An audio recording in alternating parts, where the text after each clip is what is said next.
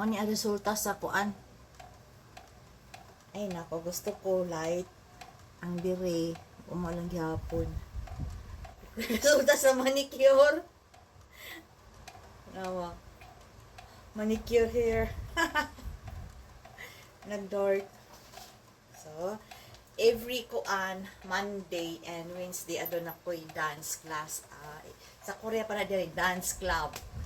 So, 2 to 3 ang among kuan klase sa dance club. Dance class na mo. So, mo niya po ang attire, kahit summer na summer dire. Problema nila yan. So, ang paborit ko talagang kulay is green. Ang kanang uban, ano na siya kanang basta mga light color, paborito ko. Pero sa pinaka-paborito ko lahat na kulay ay green. Okay, flexing. At saka syempre, hilig ako sa shirts mula noon hanggang ngayon. Mahirap baguhin ang sanayan.